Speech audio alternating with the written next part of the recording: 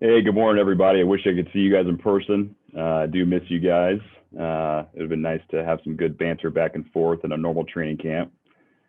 So here we are. I'm extremely proud of our team for how they've dealt with this really roller coaster of emotions, roller coaster of schedule changes, who we're playing, schedule changes of from day to day, when you're lifting, when we're practicing, and just really proud of our guys. I'm proud of how they've dealt with all the brand new protocols to get to our building to make sure they stay safe. They've handled that professionally. And I'm proud of the way they've handled not being able to meet in a normal setting, not being able to use our locker room, all these brand new things that they probably never thought would happen has happened. But I do know this, we're going to be a lot stronger and we'll be ready to compete when this pandemic is over. I'm grateful to work with a tremendous, talented staff, our coaches, our operational staff, our recruiting staff. They just come to work every single day, roll their sleeves up, and they're ready to go. And I'm proud of them of how they've also navigated through all these new challenges and how they've dealt with this pandemic. I want to give a special thanks to our strength and conditioning staff. They've done a phenomenal job of getting our guys ready and trained and ready to go for a possible season. We have two different weight rooms right now that are set up underneath the pavilion on the north and the south side in an outdoor setting on the third floor. They wipe down every single piece of equipment after each pod of lifters is done. And they've just done a phenomenal job of keeping our players safe and training them and getting them ready to go for a potential season. And just can't thank them enough. I want to give a huge thank you to our medical staff and our medical team. Rob's on the call, but Darren's been unbelievable. Jackie, Dr. Harmon, I could go on and on. Again, all the protocols that they put in place just to get us back into this building, so we can start to coach, so our players can train, so our players could practice has been phenomenal. The use of a new entrance, the use of all the tests that from week to week, something that we've never been used to doing. This is all brand new for all of us, and they've kept our team safe and healthy, and I can't give them enough thank you. I want to thank Jen Cohen and President Calsay for their amazing leadership and support through a wide pandemic that none of us saw coming. And their strength has been felt, and I just really appreciate you guys' support. And so, this is the right decision. This was the right decision. The number one thing is the health and safety of our players and our staff. And right now, there is way too many questions than answers. And I don't want our team to be guinea pigs. I don't want our staff to be guinea pigs. If things are not going to be safe, then we need to err on the side of caution. And I know that is what our medical advisor group did for the Pac-12. And that's what happened with the Big Ten. And I am just extremely grateful that we have a bunch of smart and bright people that are able to navigate us through this. And I know when the time is right, they will tell us we can play and we'll be ready to go. To our fans, I know how disappointing this is. We all wanted some Husky football this fall. The coaches wanted to go, the players wanted to play. And I know you guys wanted to sit in Husky Stadium and enjoy some football and watch your team pursue another championship. But unfortunately, we weren't able to do that in this fall of 2020. But I promise you this, we're going to train. We're going to continue to prepare. And when the medical experts tell us we can play, you can believe it, the Husky football team will be ready to compete. You can guarantee that. And so, we have a long road ahead of us. There's a lot of financial challenges and repercussions because of this unforeseen pandemic that's hit planet Earth. Definitely something that nobody, I'm sure, has thought this would happen around the world. Something that's only happened twice in the last 100 years. And so we definitely need some help. And, we launched our Husky All-In campaign this morning. And anything that our fans, our donors, our boosters help us in any shape, any form is much needed. We need you guys now more than ever. we did not obviously did not see this coming, and this will help us continue to support our student athletes and our athletic program. And so the last thing I'll go through here is just a couple of roster updates, and then I'll open this thing up to questions. Sama Palma, for personal reasons, has decided to retire from football, and it's great getting to know him, and we respect his decision, and we wish him and his family nothing but the best. And then Luke Lane has already has his degree in medicine, and he's starting into his field. He already got a job, and so we are extremely excited for him to pursue his passion in medicine, and we wish him nothing but the best. Okay, and so with that, I'll open it up to questions. First off, Coach, we're going to let Rob hop on, get on the video, and he's going to just go over a couple of points on the decision that was made, and after that, we will open it up to questions. Thank you very much to both of you. Go ahead, Rob. Thanks, Jeff, and I just want to thank Coach Lake. You know, I just taking over the helm of a football program in these times. You know, I've just been impressed every single day with the resiliency and the approach that you've taken, and I can't emphasize enough, you know, how lucky we are to have someone like Coach Lake run our football program during a really difficult time. And you know, it's been a really hard week for our athletic department and for our students. You know, delaying competition, that's what everyone prepares for. You know, that's why we're all here, many of us that work in this setting, and knowing that that's not going to happen for a little bit of time. You know, it's taken some time to process, and our focus right now has just been on providing support to our student athletes and to our coaches and to our staff as they work through a really, really difficult decision and really difficult time. But like Coach Lake said, it's the right decision. And you know, when we started this whole process out, the Pac-12 conference, the University of Washington, and our athletic department have said that we want to put the health and safety of our student athletes at the front of every decision that we make. And we're going to continue to do that. And that's what this decision is all about. There are three factors that went into this decision. There's the Pac-12 Health and Wellness Group. This wasn't a decision that just came about on Tuesday. They've been debating the ramifications of this pandemic on our student athletes and safety of sport participation for weeks and months as a group.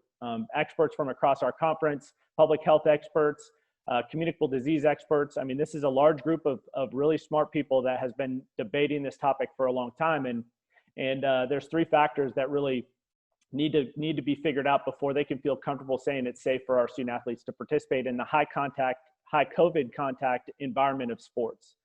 Disease prevalence in the cities across the Pac-12 conference is higher than it needs to be for us to feel comfortable moving forward. There was hope that disease prevalence would be lower as the summer progressed, and it hasn't worked out that way. The second thing is availability of testing and inconsistencies in that across our conference. You know, we want to make sure that we're not bringing disease into our footprints. We want to make sure that we're not exposing athletes to undue risk for contracting this virus and the disease of COVID-19, you know, that's a result of this virus. And there's too many consistencies across our conference to feel comfortable with that. And I think, you know, for our student athletes here, we would really like to see point of care testing availability at Washington so that we can ensure that no one's bringing this, you know, from coaches to staff to student athletes into our footprint and exposing our student athletes because of sport participation. And so we're hopeful that, you know, that this delay will give those people time to develop those tests and provide that and make that available for our student athletes so that we can move forward.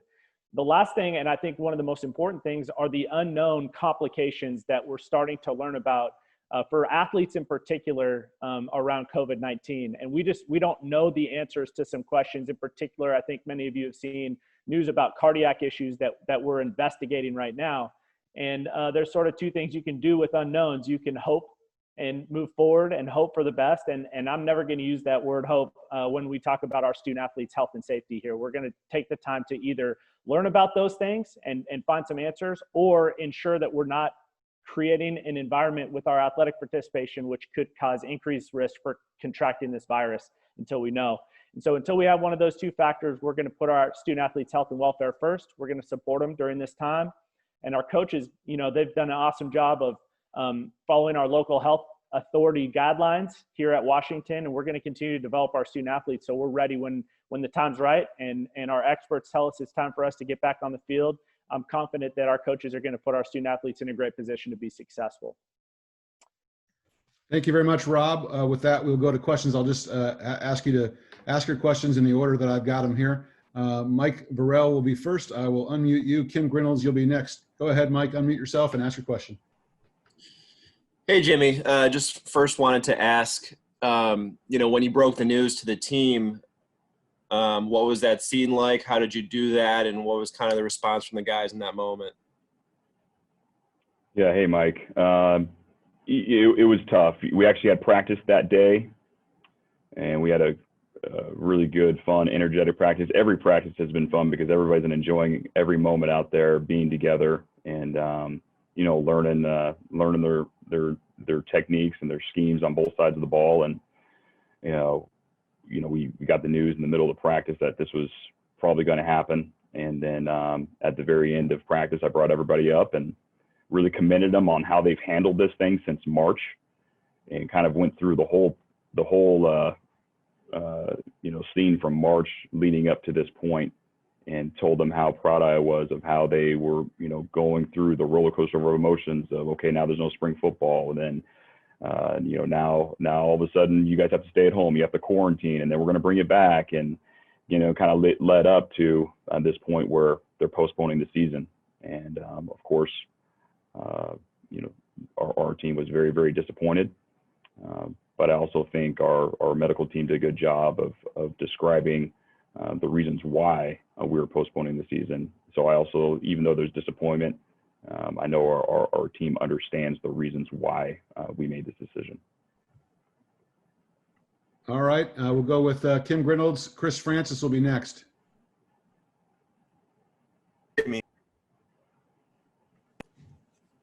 Jimmy, hello. You're good. There we go.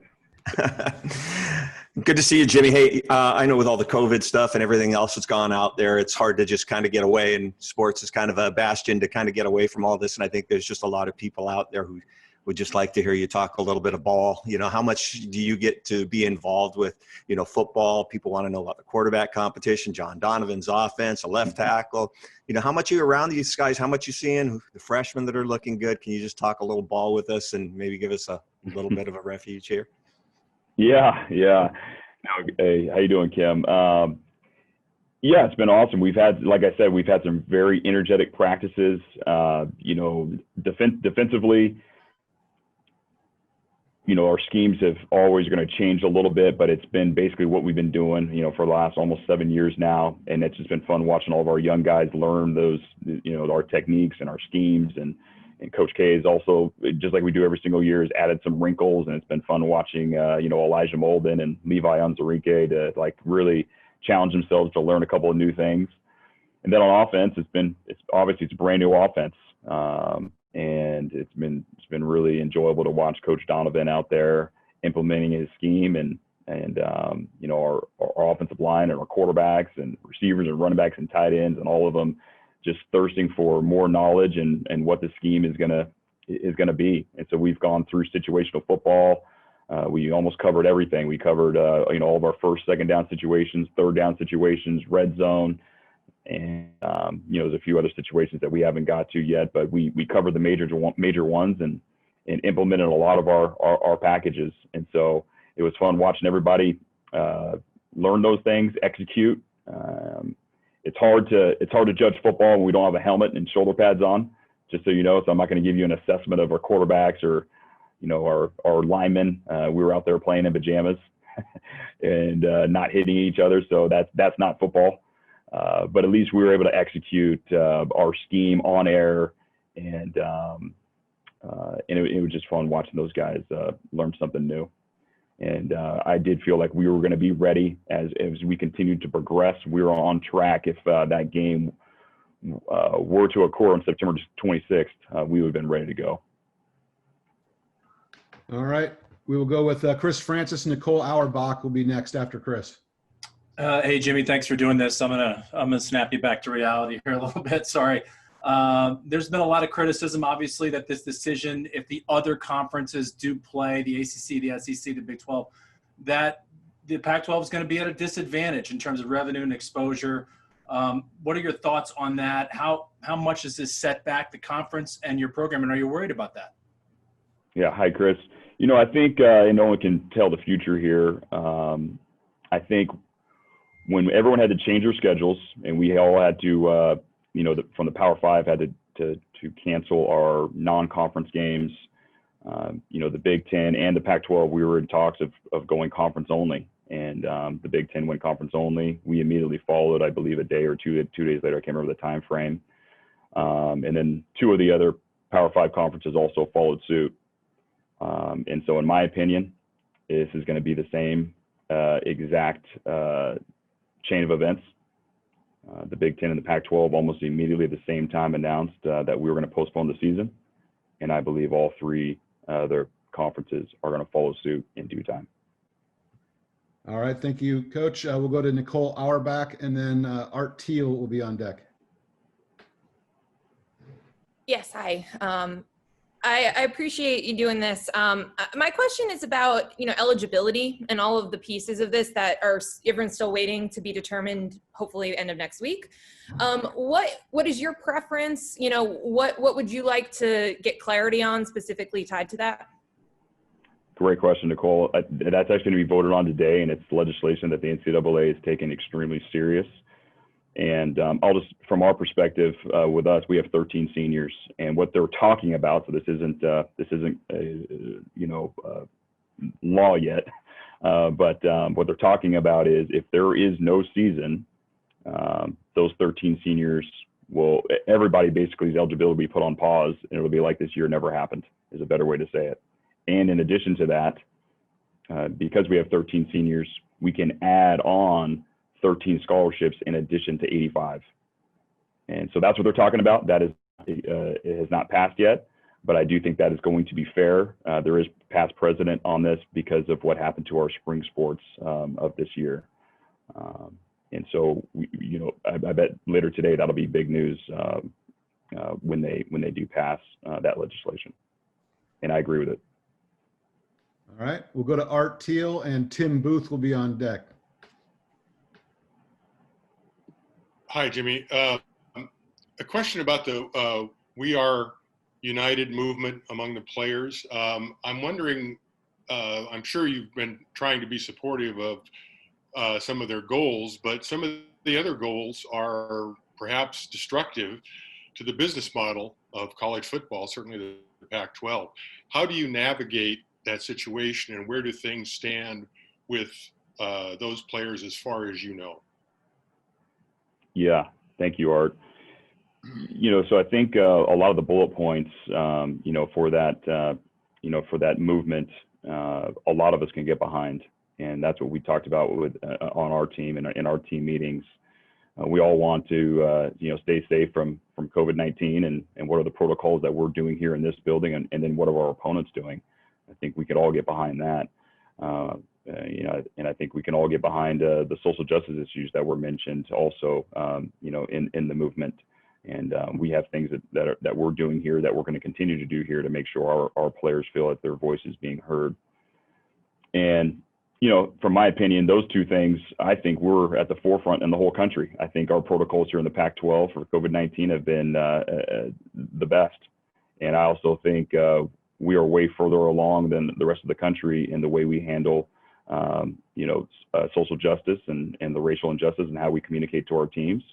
I think the teams that are in our footprint in the Pac-12 are in a better place than some of our opponents.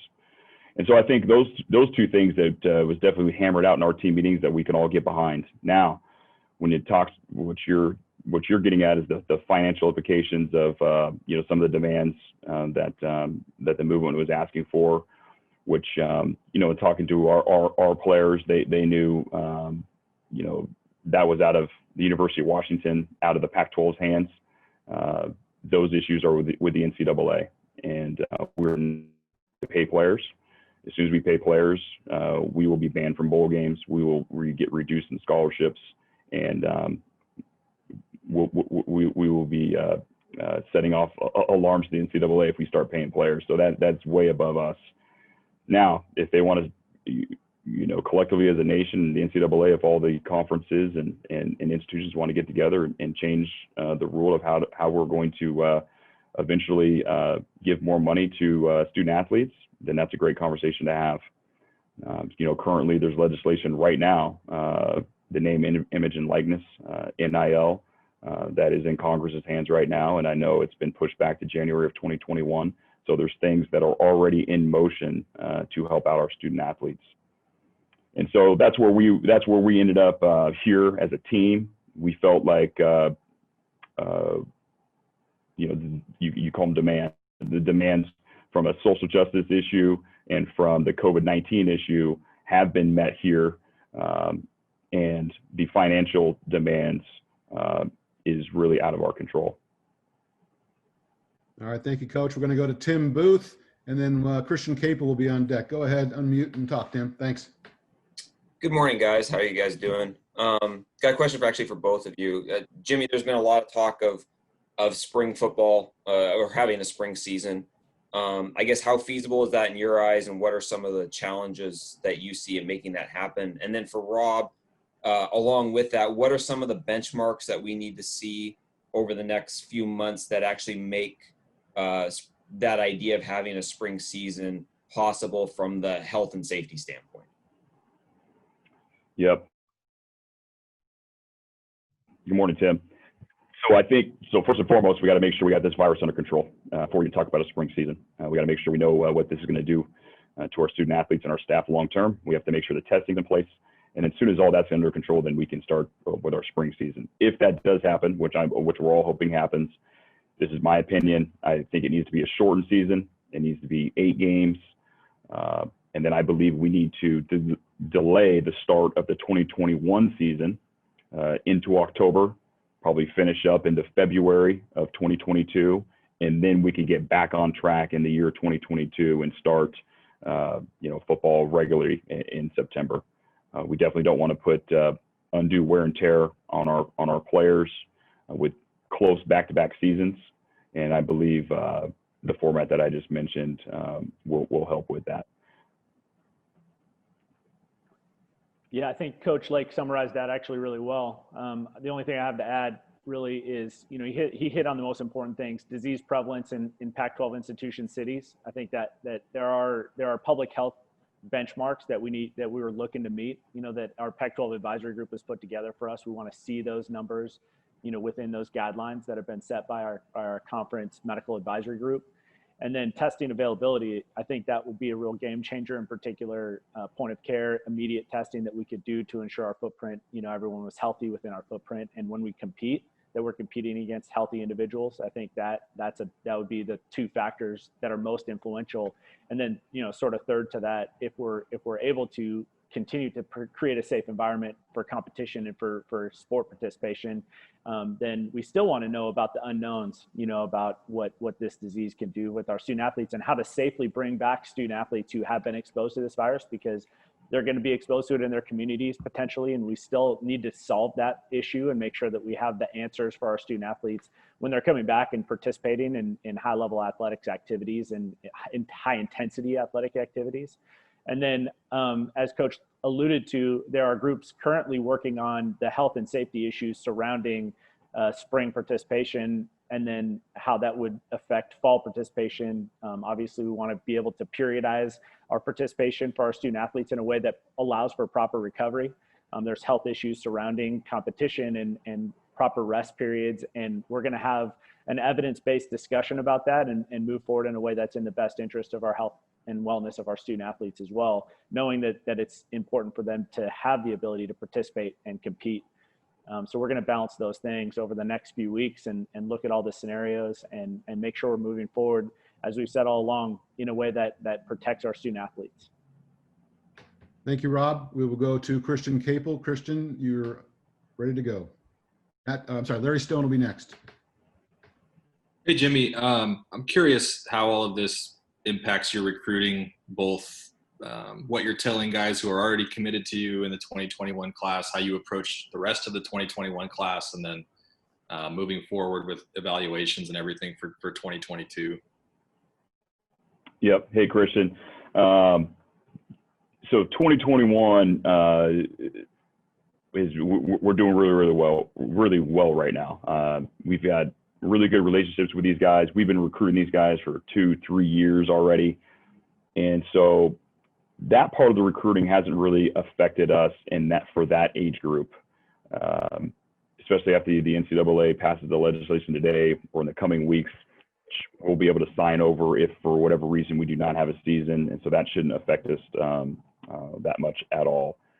But where you hit it on is the 2022 and beyond. I think that's where a lot of us are it's going to be affected because we're not able to watch these guys develop and who are the next up and comers in the the recruiting states that we recruit in our footprint that we recruit out of. If there's no high school football this fall, and it's going to be really hard to watch these guys to be able to continue to develop. And at the same time, it's going to be hard for them to come see us and see what we're all about if we're not playing games. But that affects everybody. That affects not just the University of Washington. That affects all of college football. And so we feel like we're in a really good spot with our current class, and the classes beyond will definitely be a challenge. All right, Coach, we will go to Larry Stone. Larry, go ahead, please. Hi, Jimmy. Hi, Larry. My question is, how hard is it going to be to keep your current players motivated? They've been working so hard in anticipation of a fall season. Now there's this vague promise of maybe a spring season. What do you have to do to, keep them focused on eventually being games to play? Yeah. Good to hear from you, Larry. So I think we have some of the most competitive guys on our roster that want to be great at football. And so the motivation is going to be very, very simple. This is an unbelievable opportunity for them to get bigger, faster, stronger, learn their techniques inside and out, learn our schemes inside and out. And they're going to be ready to go when we decide to play football again. I'll tell you this, if we, get this virus under control, there's a possibility we have spring football in the fall. How about that? A little spring football in the fall. And maybe if we get this virus under control, we could, get some fans out there and watch a little spring football in November. So there's some definitely motivation. If we're going to plan on playing some football in January, we're going to have to play football before that to get prepared. And so that's coming up here soon. And that's obviously the virus and how the virus is actually going to dictate, what we're able to do in the months. But we have, like I said, we have very, very competitive guys that want to be the best at their position. And so the motivation is definitely still there. All right, we will go to Matt Culkins. Matt, I'm sorry I didn't give you the heads up that you were coming to you, but you're up, and then Anthony Edwards will be next. Go ahead, Matt. Hey, Jimmy, how you doing? Hey, Matt. I'm just curious. I don't know if you've talked to any of the guys, like the potential NFL guys on your roster. Is there any doubt as to whether they would play if there was spring football, or you see guys sitting out for bowl games? Is there any talk of whether they'd play or not? Yeah, great question, Matt. There's all these things that have come up, and yes, we have had those conversations, and that's what's awesome. They know they can come to me and their position coach and talk these things out, and we've done that. And I think it all is going to. There's a few things at play here. First, is the NFL going to be able to pull their seasons off, and are they going to be able to play all their games, and are they still going to have the combine in February and the draft? April and May. I've heard talks that there's a potential they could move that back, even if they have their season. If all Power 5 conferences are not playing and the rest of college football is not playing, I've heard they may move the combine back, and they may move the draft back. And so there's a lot of things at play here. And the message to our guys that are in those positions was, let's be patient, let's see what happens here the next coming months, and let's make an informed decision. And then when we can make an informed decision, everyone's going to feel better about that. And so just like the year 2020, it's a fluid situation, and we will see how this pans out here in the next coming months. All right, thank you. We got 4 hands up, so we'll take 4 more questions. It'll be Anthony up next, and then he'll be followed by Mosvita. Hi, Jimmy and Rob. I just had a question. So have you guys kind of entertained the idea of playing in a bubble for the spring at all? And is that even feasible on the scale of college athletics? No, I do not believe that is feasible. We're obviously on a college campus, and the thought of, not allowing our students to come here to go to school and get a higher education but to put all these resources into putting our players in some type of bubble like they're professional just so we can play football I think that misses the mark. And if it's not safe for our students to come to school here, it's not safe for our student athletes to be around other students. We shouldn't put a whole bunch of resources in just to get these guys to get on the football field and play football. That's my opinion. Yeah, I would just follow that up and say we absolutely explored every option. We wanted to provide opportunity for our coaches and student athletes this fall. And we explored that. And for the reasons that Coach Lake outlined, it's not a feasible option for college. We have 650 student athletes who all want to compete in a bunch of different sports. And the idea of creating a completely locked off bubble like some professional sports leagues have done for the factors that Coach Lake talked about and other factors, it's not feasible for college athletes. All right, thanks to you both. We'll go to Mosvita and then Ruth and then Art, and we'll wrap up with that. So go ahead, Mos.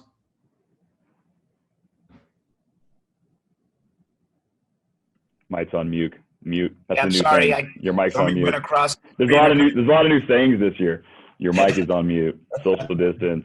Mask on. Oh, go ahead. Sorry. Go ahead. No, Coach. Thank you for doing this. Just working through the unmute. Hey, you talked about the dedication, the competition of your team. I'm just wondering, what else have you learned about your team as a whole through this unprecedented time? What kind of players do you have? I know this, but through going through this, they're going to be extremely grateful when everything gets back to normal. And I know they are going to thirst for a regular team meeting in a regular team room. They're going to thirst to be able to be back in their locker room. I love a normal human interaction of walking down the hallway and seeing their coach or seeing their teammate. I don't think we're going to have a lot of guys that are going to be complaining about, oh, I have to go to a meeting, I have to go to practice, I have to go lift with Coach Saha. I think our guys are going to be grateful for every opportunity when this thing is all said and over with. They're going to be extremely grateful that they get to play this great game. I also think they're going to be extremely grateful of how we've kept them safe and healthy throughout this pandemic. And I think they know that we've had their best interests at heart. I know also what they're going to learn is how tough they are and how they've been able to battle through adversity and have their dreams crushed of not being able to play a season in the fall of 2020. And we are going to be stronger and more resilient after we come out of this. All right, we will go to Ruth Robbins, and then we'll wrap it up with Art Teal. Go ahead and talk, Ruth. Hi, Jimmy. Welcome to head coaching, huh? Hi, Ruth. Yeah. My question is more to if you could elaborate a little bit on what you touched on earlier in terms of fairness in recruiting and the fact that some teams are playing and you're not, and it's not just Washington, of course, but have the NCAA addressed at all things like, is there going to be a normal signing day? Are things going to be extended? Because the high school in the state of Washington, the high school seniors can't even play until after the first of the year. So, I just wondered if you could elaborate on any of the details of how this is going to play out for recruiting. Yes. Hi, Ruth. I hope your grandson is doing better, by the way. And, I think there's a lot of questions with recruiting. And again, they're going to make the decision to make sure they keep, the high school athletes and obviously every, college institution safe. The dead period is going to be extended. There's no way they're going to let these high school prospects be able to travel to all these different institutions and possibly bring the virus in or catch the virus there, which is going to be extremely difficult for these prospects who are trying to decide which institution they want to attend and play football and go to be a student. There's a lot of recruiting navigations that still the questions need to be answered. I still believe there's going to be a early signing period in December because the 2021 prospects they've made their decision a long time ago. A lot of them have. That's just the nature of what recruiting is now. Usually these guys are already committed by their junior years. And so I do believe there's still going to be that early signing period, but for the prospects, they don't have their mind made up, they can go to the later signing period. So I think the way we've set that up in college football is perfect. And so, and then, if other teams are playing and we're not playing, again, I go back to my previous answer. The Pac-12 and the Big Ten, have led the way in terms of going to conference only. We've led the way in terms of keeping the health and safety of our staff and our players as our number one priority. And I expect all three conferences to follow suit. All right, we're gonna actually have two more questions. We're gonna start with Art Teal, and then we'll get to Dan Rayleigh, and then we will wrap it up. So Art, go ahead. This is for Rob. Regarding point of care testing, what has been your experience with the turnaround time for UW athletes on the tests, and are those conducted? Are the labs on campus or off campus? And if they're on campus, is UW Medicine's ability to do that different and obviously better than what you've heard about from their other Pac-12 campuses? Yeah, thanks, Art. Great question. I think this is a perfect opportunity to just thank UW Medicine and illustrate to everyone how lucky we are to be in partnership with one of the best medical organizations in the entire world. The University of Washington Medical Center and our UW physicians have been at the forefront of this pandemic since the start, way back when, both from a research and from a treatment perspective. In treating people who have had this virus and learning as much as we possibly can about this pandemic. And a piece of that has been our lab, the lab over at UW Medicine. And we utilized that lab from the start. They were one of the first groups to come out with really accurate, quick testing. At Washington, we utilize UW's lab to do all of our testing. Both we test our student athletes for antibodies when they come into our footprint. That gives us a good idea of what's been going on with them outside, and also identifying student athletes who have been exposed to this virus are really important, as I mentioned, for making sure that there aren't any complications because of intense physical activity. And then our current PCR test that we're doing, it's not a point of care test. It's a nasal swab test that our student athletes self-administer under the supervision of our medical team. And the UW lab processes those, and we get results in 24 hours or less, which is awesome and not consistent across our conference. And part of the concern that our medical advisory group had with moving forward with competition. But 24-hour turnaround test also has limitations because there's a window of time where we don't know the status of individuals, and it makes it difficult for us to ensure that there aren't student athletes and staff bringing the virus into our footprint.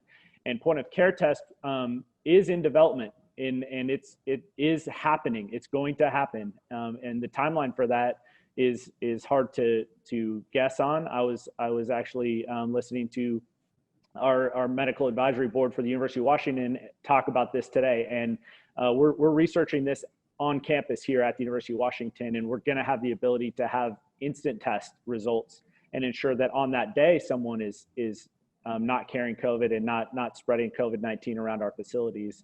So that's coming. We have great testing right now. We feel like we can create a safe environment right now for a certain level of physical contact, not to the level where we can compete. And so we're adjusting our protocols to make sense with what the Pac-12 medical advisory group's recommending. But I'm really proud of the University of Washington and our connection with the medical community that's among the best in the entire world. And it's going to continue to provide us with an advantage moving forward in creating a great environment for our coaches and student athletes. All right, we'll go to one last question here from Dan Rayleigh. Go ahead and talk, Dan.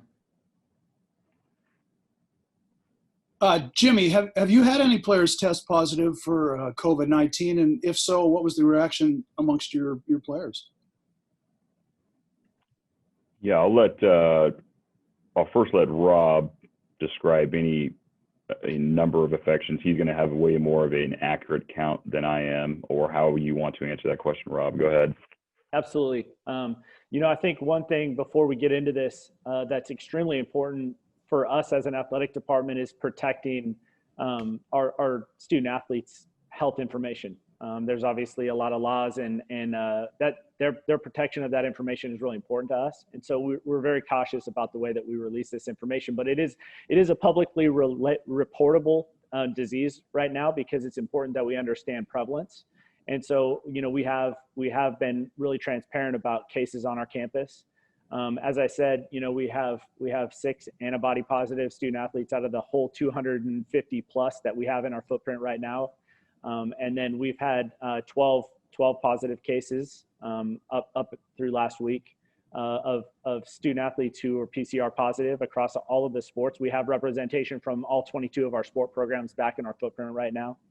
And so that percentage, we've done over 1,000 tests, so our percentage rate is actually still very low, less than 2% positive rate for all the testing that we're doing.